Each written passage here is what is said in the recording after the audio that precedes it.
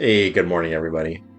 We're jumping a bit here into a tragic tale. This was a previously recorded game, but unfortunately, I tried to get fancy with the audio and failed to capture any audio, in fact, so had to go for it, though. You can see what we have in our starting hand. We got a wood duck, catbird, and that Atlantic puffin, so very strong start. It's a wood duck game. We love wood duck games, so we're just going to dive right in. Of course, Wood Duck and Gray Catbird is such a powerful combo. There was another golden eye in there that lets you grab eggs when at the end of the round based on your gravity nest, but as much as we would have loved that one, it got snagged up. Catbird, though, so strong. It really helps. It really is so unique in a way that when he gets a cycler down to the forest, can't blame him there, in that it allows you to really alter the structure um, of your engine based off of where you are in the game. So if you just want to be scoring straight up points, you can activate your point generators. If you want to be grabbing cards like we got with the wood duck, and you have that option, you can be doing that earlier. Picked up a grackle. Not usually one I would want to go with the wood duck because you're only getting one card each round, each turn, and grackle you just don't have the cards to fuel that grackle. But luckily, we have ourselves a gray catbird, which will very handedly get us two cards. C4, keep two. So, in fact, you can manage to get a grackle going without really hurting for cards. So, such a strong start here. Now we've got eggs. Now we've got food. And now we've got cards all out of our forest right away. So yeah, wood duck. It's shocking to me that the wood duck is not house ruled at this point. I don't think I've ever won against a starting hand wood duck, and I don't think I've ever lost with a starting hand wood duck. I'll just spoil it now and say this game is no exception. I don't think it's too much of a shocker that I'm going to win this one. I don't really like doing post commentaries because it's usually pretty obvious what the outcome is going to be. Who wants to post a game where um, you know what's happening at the end? Basically, I mean there are some instances where people have posted games that are post commentary, um, but have indeed lost the game, and I might even be one of them. I can't quite remember my history. I think I've only done one other post commentary game, and that was my highest score ever. It was a Board Game Arena video um, where I walked through the replay of my game that I played with the highest score I had ever achieved on that site. So you can check that one out if you want to see that. But yeah, here. But at the same time, wood duck games, they're so much fun. There's just something special about a wood duck game, so I just said, what the heck, let's post this thing. Let's get it out there. I was very sad that the audio had failed, so um, yeah, I was commentating this game, and all the games that I record have commentary over them, but again, my audio was messed up, so couldn't get it out. I remember there was one YouTuber who would, on occasion, post commentate a game acting like it was live. And he did a valiant job, but it was always somewhat obvious that it was post commentated. He would give it away every once in a while. And that was always fun to catch. But we're not going to do that middle ground. We're just going to say it's a post commentated game. And we won it. So here now, we're fighting great stuff. Now we're fighting not so good stuff. That nuthatch is not a bad option at all. But we've already got a lot of good stuff down in our forest. I'm holding on to it for now. But let's see what else comes our way. We got ourselves a blue heron, which is great for the wood ducks if you have so much food. Held on to that puffin from the start. Life is good. And a round goal. We're not going to do anything about it. Opponent with the Gala and the violet green swallow very strong forest. There's no denying that. It's been giving us grain with the Galah, which is, we're going to have so much food pretty soon here. Probably about mid-game, we're going to have a ton of food. So the Galah is actually extra strong for them. Um, because it's giving them 2 points and a resource that we're probably not going to be able to do much worth. So that's a little scary. Golden Eye, not a bad card, but of course this is Oceania, where the grassland is just not very important. Bell Sparrow is always nice. Song Sparrow, you can go. Flicker. Oh man, we're moving soon, and we just bought a property, which is amazing. 5 acres. Couldn't believe it. Never would have thought we'd get something like that. And I was up there this weekend getting ready for our move, and there were just northern flickers all over that thing. I saw 3 in a single tree one morning just hanging out after I had dumped 20 pounds of bird seeds on the property and just watched all the birds flock in. It's a little slice of heaven in my book, but that's neither here nor there. But we will be having a new background soon because we are moving. But getting some food for that puffin. That was very, very nice. I was like, oh, nuthatch is still good. Don't have the grain for it, man. That grain is not coming through. So, interestingly, we skip. We deny the Drago. We're not going to play it. It's a little too easy to avoid. Maybe it would help, maybe it wouldn't. But we want engine birds in our forest. We want point generators. But we do need eggs and cavity nests this round. Looking for we might just totally skip that one too. Ooh, Sace Phoebe. That one will be good for us. Lots of points from that one. We've got 2 down already. Some more options. Forget what our bonus card is, unfortunately, right off the top of my head. Opponent does surprisingly very well in this game. Common Swift, of course, would be good for us due to our overabundance of food. But there we go. Galah's coming through. We're thinking here, do we deny the nectar? It's our turn next, so why would we do that? We're going to grab the nectar.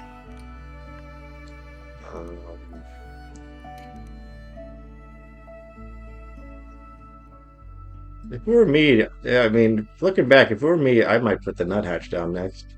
But it is, in fact, not me, so... Oh, we don't have the eggs for it yet either, so we do have to get food one more time. That bird that let you change grubs into tucks has disappeared. Nothing in the tray we like. Forced turns okay with that Sace Phoebe. Oh, another bird. Not too interested in that for sure, but lyrebird. Boom. The lyrebird materializes. Now, not only do we have the catbird, which lets us pick from our own forest what we're going to activate, we have the lyrebird, which lets us pick from our opponent, which forest, who also has a strong forest. So now we just have such a huge variety of tools. In fact, I wasn't even thinking about it at the time, but we could have activated the catbird to activate the lyrebird to activate something from my opponent's habitat. Did not occur to me when I was playing this game, but just now I thought, wow, could have been activating that. I could have been this whole game. I could have just been activating the twice in one turn, activating the Galad, getting 4 ridiculous points at a time. How many tucks could I have gotten there? Who knows? I don't know. You're gonna see that I actually do not activate the Galah particularly often this game. Maybe I should have. With that strategy, just bombarded my opponent with grain. But I take a more conservative approach, as we will see very soon. On my next turn, I'm more focused on... I just really find that Oceania is just all about getting cards down. Like generating points, neglecting the nectar battles, neglecting end of round. It just really catches up with you in Oceania, so it's really better to just... I still contend, although looking at these end of round goals, maybe this would have been an exception, but I really contend that uh, getting down cards should be your primary focus. Just for bonus cards. And so here we go, my first chance to pick. And I decide, at first, my instinct is just, grab those 2 points. But then I'm thinking, again, I'm really card focused. I want one more great card for my forest. Still have that nuthatch, but its time might have come and gone. Galah gives my opponent some food, which might not seem like much, but sometimes having that extra food really makes a huge difference. I get 2 points activating the Galah, but maybe my opponent gets to skip a turn and put down something earlier, which then leads to, a whole chain of effects later on in the game. So I instead decide to go maybe a conservative route and do the Tuck instead of the Galah, which lets me see another card and it gives me a point. So I really can't complain there. Looks like I chucked that nuthatch at some point, and I can't blame myself there. Looking for something nice for that final slot. Doubling up on the, interestingly, up on the wood duck there. Man, that catbird's so strong. Because I've got nothing else really to play. I got double play in the wetlands with the puffin, but we've got a lot of habitats to fill. And nothing for our grasslands that we like. Maybe that saves Phoebe. But yeah, we're hoping to save that guy till the end. You don't always have to do that, but hopefully, certainly the longer you can prolong getting that bird down, the more points it's going to be, which is what the game's all about. So thinking about what I'm going to tuck next. We got the Bell's Bureau, which is nice. Goldeneye probably time has come and gone. Forrester's turn. I don't know why I'm stalling out here. I mean, the Pelican, pretty obvious pick, but sometimes you can't see the trees through the forest. And yeah. So I think next I'm just going to do a double play. I might do one more round, but we've got so much food, so much nectar. Grabbing the grain. You know what? Let's see what I do next. Opponent with only 3 cards. This is what really shocks me about this game. It's how heavily this opponent leaned on. After all that I just said, she barely played cards. Queen Fisher, she barely played cards and did really well for herself. So we'll see at the end. It was not a easy V. Exactly. Kind of stumbling for what to do next. I have a,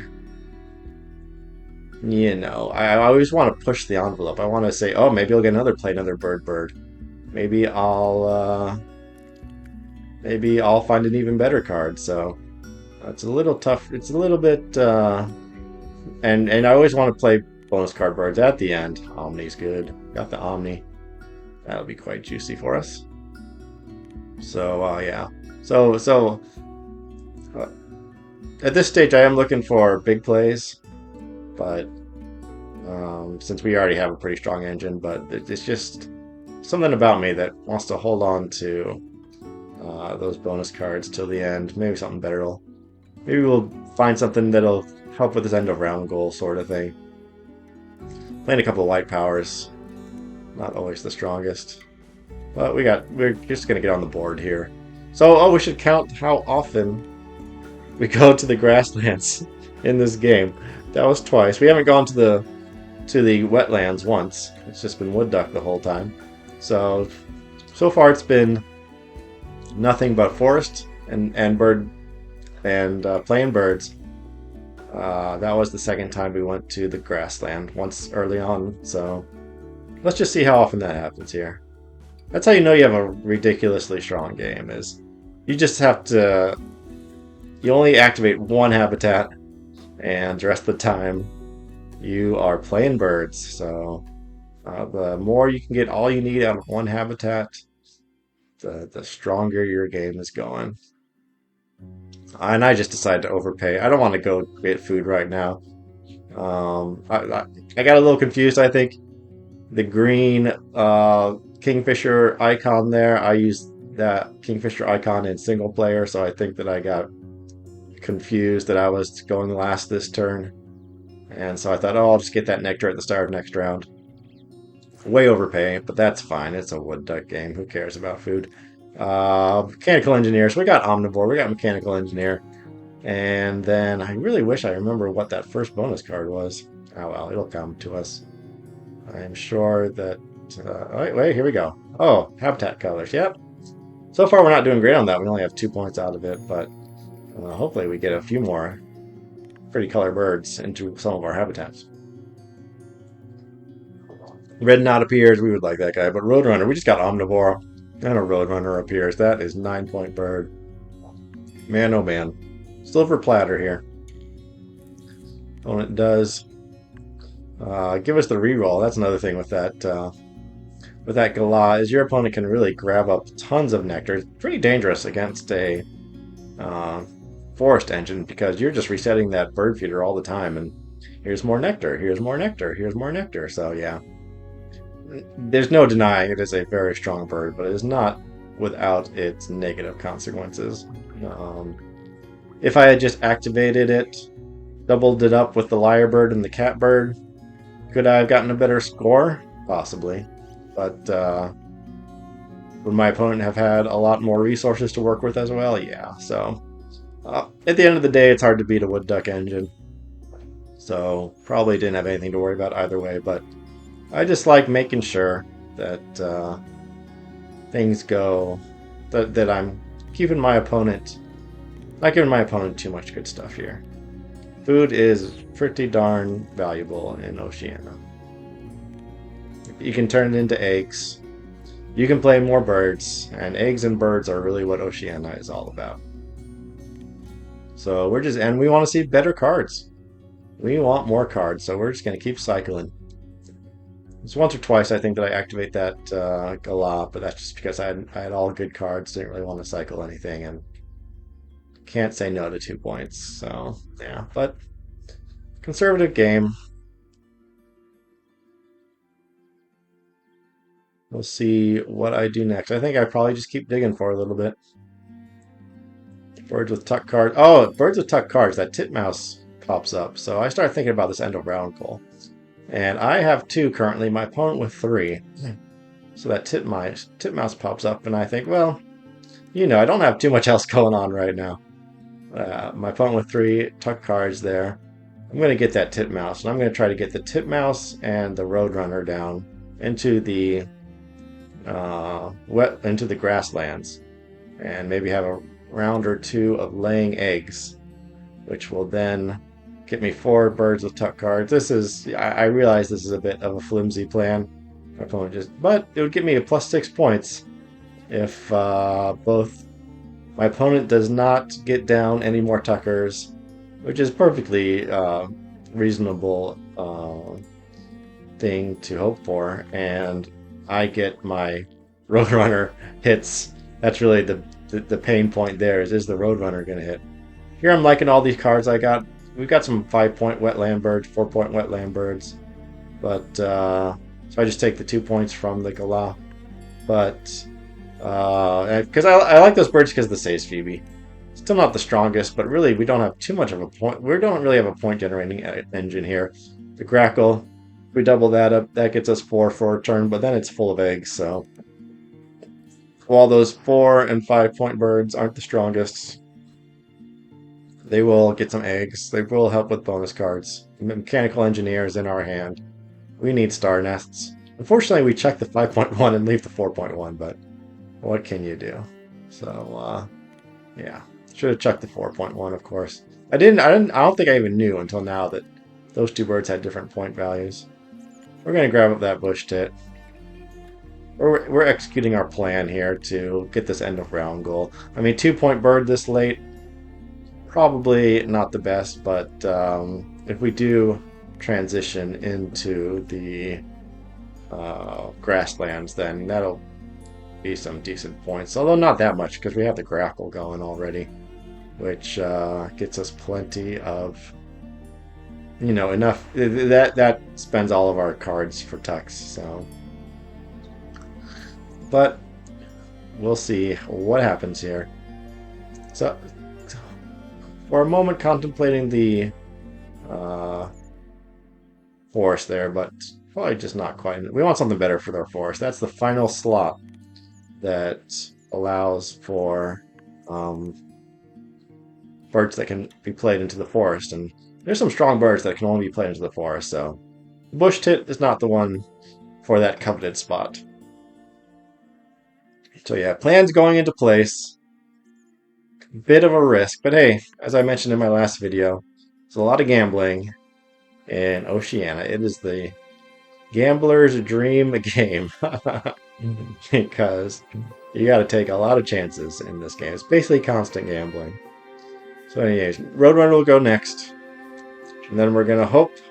We're really hoping that the Roadrunner hits in one turn. We don't want to take 2 turns in the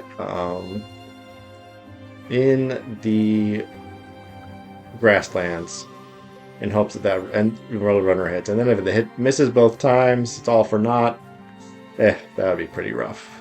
And we like all the cards we have in our hand, so we can't be tucking too much here. Pigeon will be great. With that Gala, I can now start really holding on to those grain that get provided for me. And yeah, just cash them all at the end. But that plan just completely evaporates because my opponent plays a Mute Swan. Now she's going to get 3 more tucks, totally denying us this end of round goal. So that cost us a little bit. The bush tit was a very weak play, and not much is going to come out of it. We're going to get an egg on the Say's Phoebe from it, but I'll tell you now that guy never gets activated otherwise. Oh no, I'll take it back. I'm going to spoil that we're going to go into the grassland one more time. So now I probably cycle here. Probably get rid of that wetland star nest. We still need more birds. We've got 5 turns next round, so definitely do not cycle the crested pigeon. What are we gonna do with all? Oh, then we're gonna play the Say's Phoebe. Are we not gonna cycle? We're still thinking we might play that wetland bird. So yeah, we'll just get the we'll get the 2 points. Again, it's a star nest for mechanical engineer. I'm not really paying too much attention as to what's going on with that bonus card. And it'll get us an egg on the Phoebes. So I guess constantly. Oh, we tuck it. That's interesting. I see. We wanted the tuck. That totally makes sense. Looking for 1 more forest bird. That is an omnivore, so that'd be a 3-point play. Plus more food coming our way with it, but not really what we're after this game. So I think, and the house bench, too late for you. I'm looking at all my cards. I mean, I guess we could kind of get an engine going in the grassland at the end of the game, but not a huge fan of that. This is not base game. This is not even European. This is Oceania. So Say's Phoebe will be going down with our 3 nectar. We're going to get a lot of eggs. 1, 2, 3, 4, 5, 6, 7 eggs out of it. So that's a very strong play. We approve of that. And then we're just going to have to hope for something great at the start of round 4. Look at that. My opponent with so few cards. And us with so many. It's really something that I noticed that sometimes the computer gets away with. It's very rare. Usually the computer finds a few good cards and just the brown powers that are point generators, and they can eke out a victory on very rare occasion. Score a very respectable score just based off of the engine that they create and just hammering that the whole game. I think that if I ever lose to the computer, that is how I do. So not my style at all. I never create an engine and then just hammer it home in Oceania. Very rarely.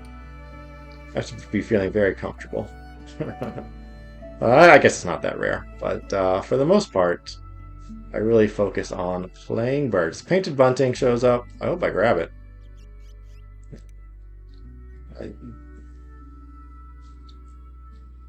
I'm thinking about Gala or Violet Green Swallows. Is it too late? Oh, you know what? I don't grab it. I'm sure I deny it but I want to play that crested pigeon there. That's really where I'm going to be getting my points. Choices. We're cycling. Yeah, let's deny that bunting. That crested pigeon is a 10-point bird. Bunting is a 5-point bird. So, and hey, boom, there we go. There's also a cerulean warbler. Or a forest. Nothing for our wetlands popping up. We got plenty of empty space in the wetland, and just none of those extra strong wetland birds. The strongest birds really go in the wetland. Weakest birds, forest. Medium birds, grassland. Strongest birds are, in terms of points, they really made it so that there's a tier list. At least in terms of amount of powerful birds, but this game, the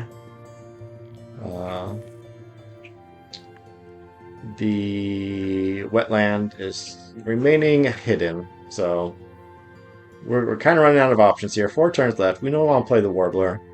We want to play the crested pigeon, so down goes our warbler. 4 food at a time. Ridiculous after this. A couple turns of that at least. Maybe just 1. We already have 4 grain, and my opponent probably will be hitting her Gala. But, boom, we get duds. Very sad. 2-point play. Gets nothing for us. Good old backyard birder. Sometimes, that's a pretty low tier. And then tucking cards. I've joined the crowd that say that bonus, or birds with tuck cards. I've joined the crowd that says that power is pretty weak.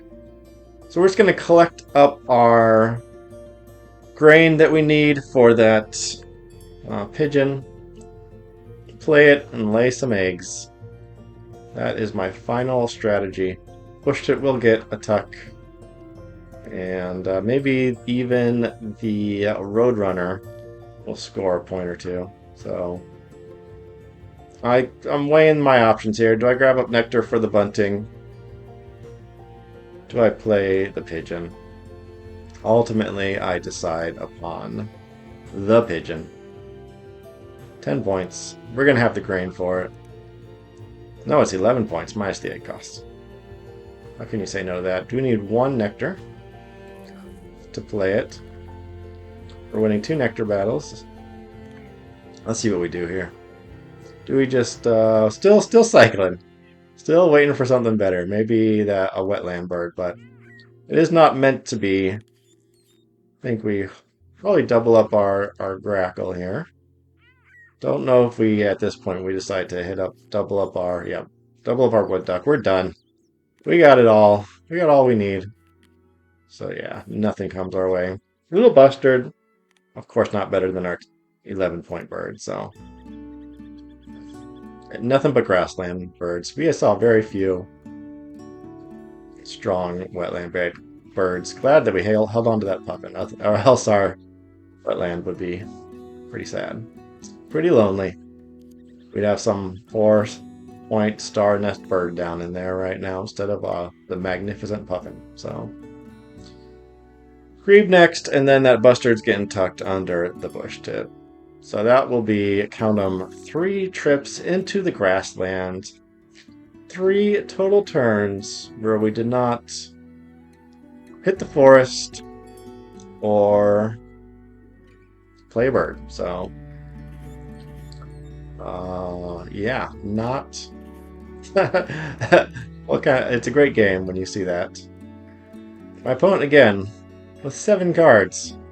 You think, oh, she's not even going to crack 100. No, my friends. Just you wait. Just you wait until you see her score here. It's yeah, it's the kind of game where I would never think to play, but worked out all right for her. If she had not been up against a wood duck, she would be doing well for herself here. Doing well on the end of round goals. Not sure what the holdup is here. Just do it.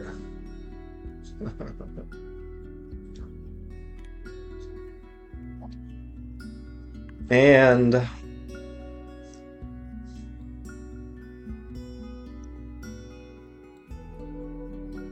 my opponent with 2 more turns.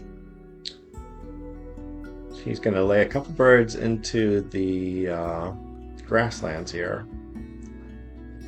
to double play it.